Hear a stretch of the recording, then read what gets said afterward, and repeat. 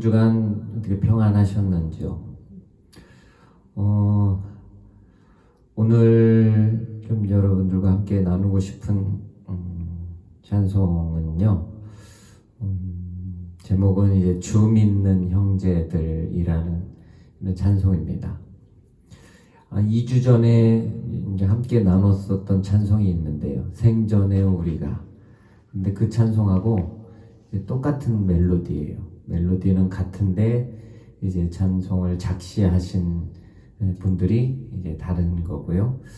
오늘 이 주 믿는 형제들, 제가 아마 이 찬송의 멜로디를 좀 좋아하는 것 같아요. 그러다 보니까 이 찬송들을 좋아해서 이렇게 좀 부르게 되어졌는데, 이 예수와 홀에서 이렇게 찬양을 모임을 가지면서는 좀 제가 더 가사에 더 이렇게 좀 집중을 하게 되고, 그 가사의 의미를 좀 더 이렇게 새기면서 이렇게 찬송을 좀 나눌 수 있어서 더 저에게는 좀 더 은혜의 시간이 되어지는 것 같습니다.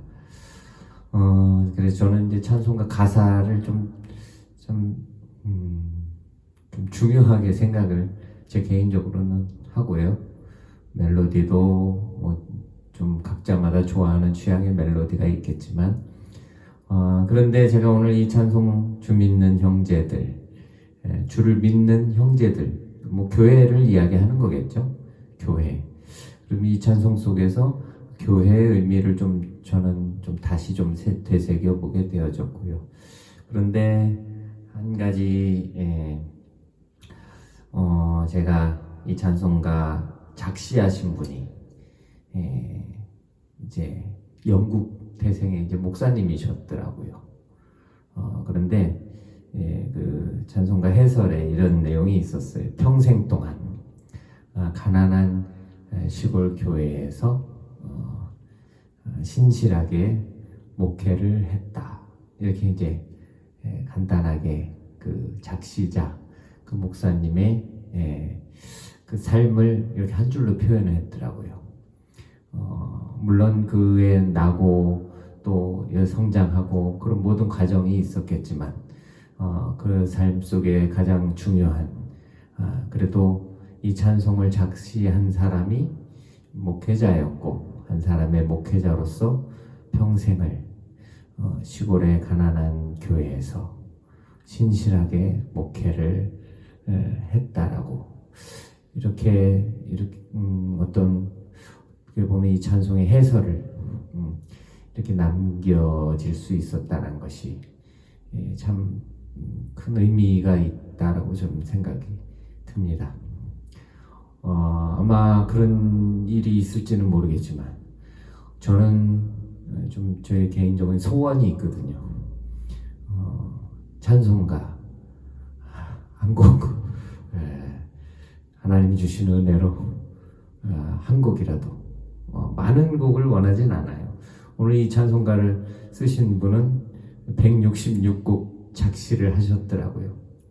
그 목사님은 지난번 불렀던 똑같은 멜로디의 그 생전에 우리가 그 찬송의 그 찰스 웨슬레 목사님은 6,000곡인가를 찬송시를 쓰셨대요. 그런데 제가 이 찬송가의 해설들을 이렇게 새롭게 이렇게 알게 되면서 한 곡만 써도 되는구나, 한 곡만 남겨도 그것이 참 큰 은혜구나, 많은 찬송을 남길 수 있는 것도 좀 은혜이겠지만 정말 하나님의 그 은혜를 남길 수 있는, 기록해서 남길 수 있는, 그리고 그것이 그 후대의 믿음의 신앙의 간증으로 불려질 수 있다라는 것은 참 큰 은혜요 복이라고 이렇게 좀 생각을 하게 되어지면서요.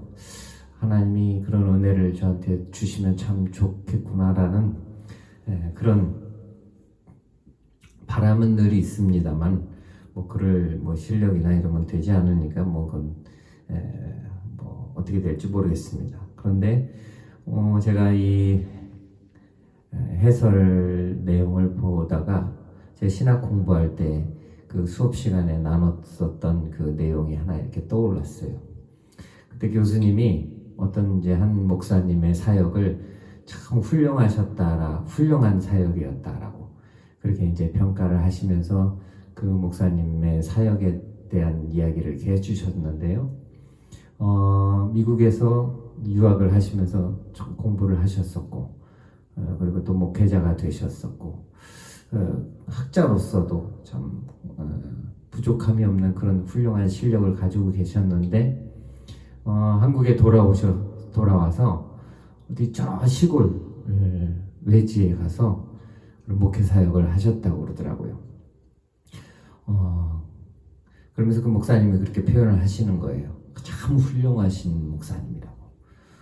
그렇게 외국까지 가서 그렇게 공부를 했고 또 그런 좋은 탁월한 실력을 가지고 있음에도 불구하고 또 겸손하게 저 시골에 할머니 할아버지들만 있는 그런 곳에 가서 목회를 하시는 그런 훌륭한 목사님이 계시다고. 그런데 제가 그때만 해도 조금 이렇게 삐딱했거든요. 신학 공부할 때 저는 이렇게 좀 삐딱하게 공부를 했던 것 같아요. 늘 교수님이 무슨 말씀을 하시면 한테 따지려고 준비를 하고 그러다 보니까 더 열심히 좀 듣게 되어졌던 것 같아요. 뭐 꼬투리 잡을 게 없을까? 이상하게 좀 그런 그 재미 아닌 재미를 좋지 않은 취미였던 것 같아요. 그런데 그 수업 시간에도 교수님은 정말 이런 훌륭하신 분도 있다고 이야기하시는데 제가 그게 이렇게 수긍이 되질 않더라고요. 그게 왜 훌륭한 거지? 당신이 그렇게 하고 싶어서 하시는 건데 그렇게 하고 싶어서 하는 거겠죠? 그러면 뭐 훌륭하다라고 할 필요가 없을 것인데요. 내가 하고 싶지 않지만 훌륭하다라는 말을 듣고 싶어서 일부러 그렇게 한다면 더 우스운 일이고 우스운 일이 아니라면 훌륭한 일이 아닌데 근데 세상은 좀 그렇게 되어져 가는 것 같아요. 당연한 일이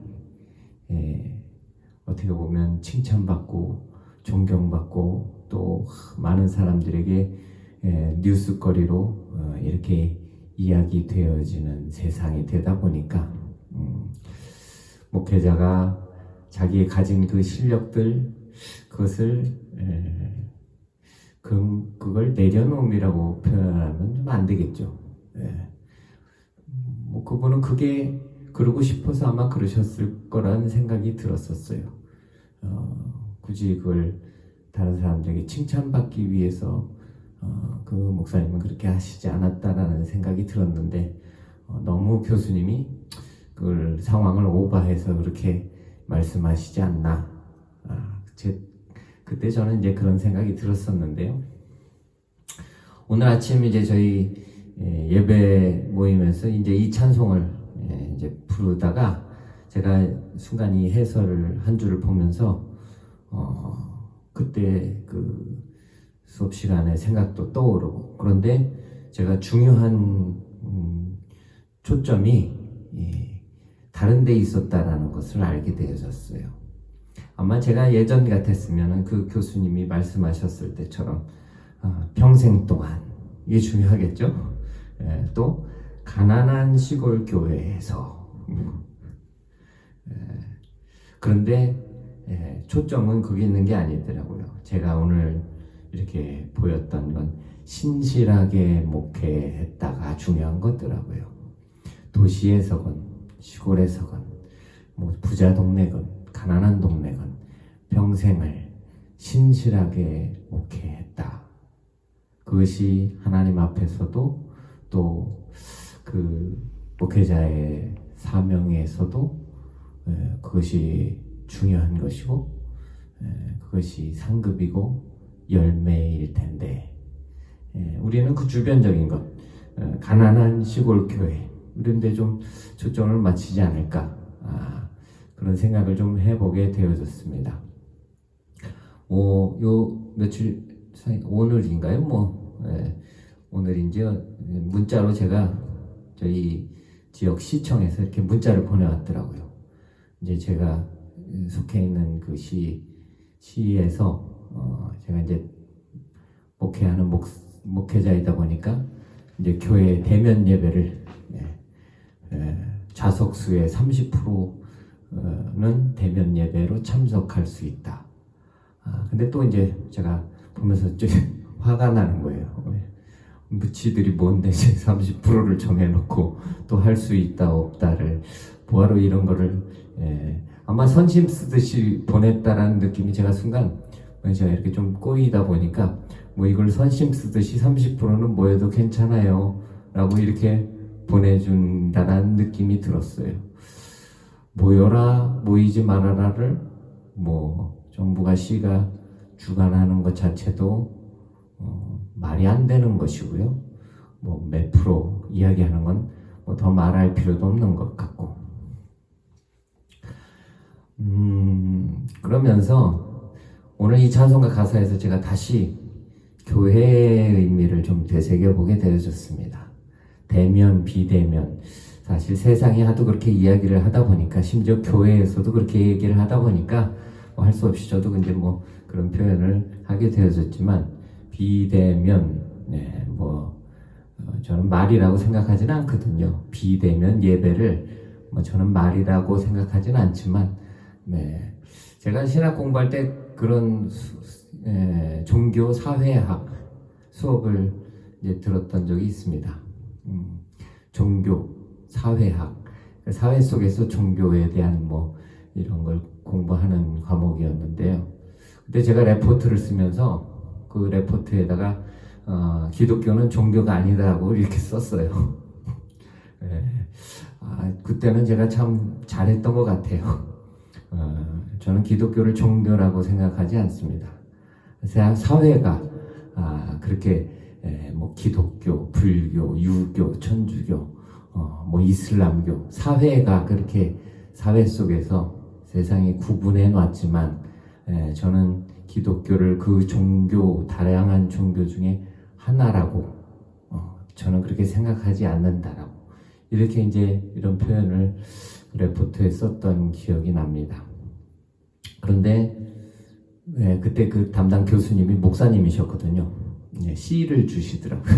그래서 제가 좀 화가 났어요. 아니, 목사님이, 아니, 일반 교수면은 제가 그냥 이해를 하겠는데, 목사가 당연히 기독교가 종교가 아니라고 생각하는 게 맞지 않을까, 저는 그렇게 생각해서 제가 너무 앞서간 거죠. 교회 비대면 예배, 교회에 제일 중요한 건 만남이고 교제이죠. 비대면이란 건 교회 공동체 속에서, 예배 속에서 저는 있을 수 없다라고 그렇게 생각을 합니다. 대면해야지. 하나님도 대면이고, 성도들 간에도 서로 대면이고, 그걸 또 교통한다고 표현하고, 교제한다고 표현하고요. 오늘 이 찬송가 가사 속에서 그것을 사귐이라고 그렇게 또 표현하고 있고요. 그리고 이 땅에서의 교회의 사귐을 천국의 교제라, 여기서 누릴 수 있는 천국, 교회 공동체 안에만 있다라고 제가 오늘 이 찬송가를 부르면서 다시 제 마음속에 그렇구나, 천국은 교회 안에 있구나. 물론 그 교회라는 게 유형의 교회, 무형의 교회가 있겠지만요, 참 좋은 친교이고요. 성도가, 교회가 공동체로 모여서 세상이 말하는 대면한다라는 것은 참 좋은 것인데, 그것을 나쁜 것이라고, 불법이라고 말하는 사람들이 있다면 그 사람들이 나쁜 것이겠죠. 4절 가사에 제가 오늘 좀 이렇게 와닿음이 있었어요. 오늘 이 찬송가 가사예요. 또 이별할 때 마음 비록 슬퍼도 교회가 만나고요 헤어지는 건 슬픈 거래요. 그런데 전에는 제가 이 가사가 이렇게 별로 이렇게 들어오지 않았는데 헤어짐이 아쉽고 슬픈 것이 그것이 좋은 것이라는 사실을 오늘 이 찬송가를 다시 부르면서 제가 헤어짐이 아쉽고 슬픈 그런 관계여야 되는데 제가 오늘 목사님하고도 그런 대화 중에 그런 말씀을 좀 나눴지만 막 보고 있어도 보고 싶은 사람이 있는데요 생각만 해도 막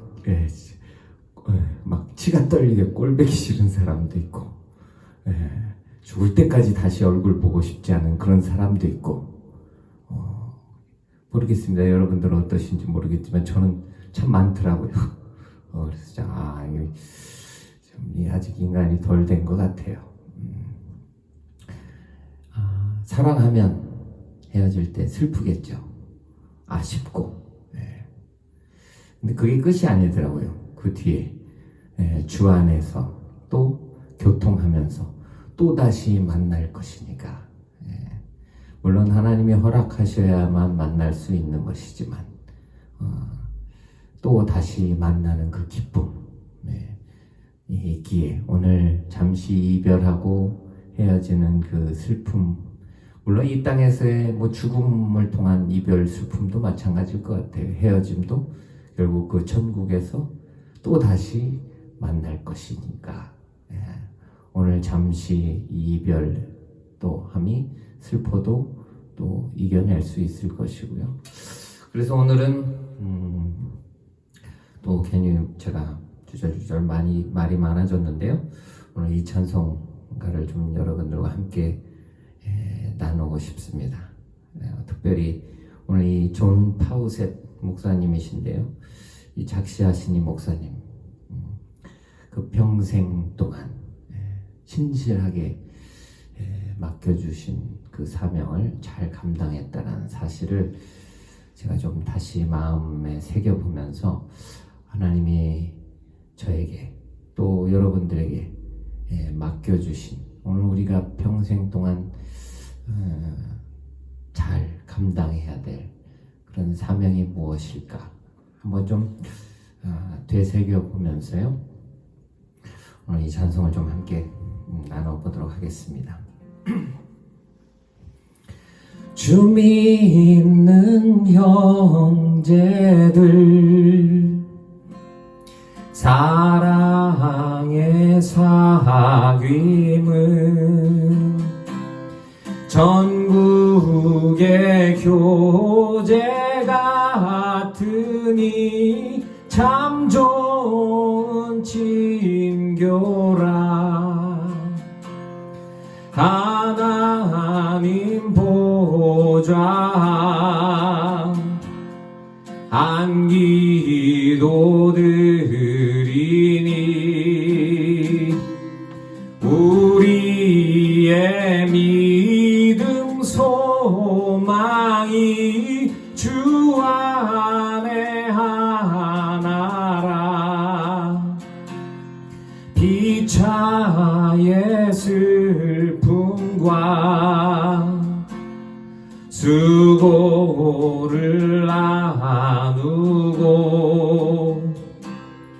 늘 동고동락하는 중 위로를 나누네. 또 이별할 때에 맘 비록 슬퍼도 주 안에 교통하면서 또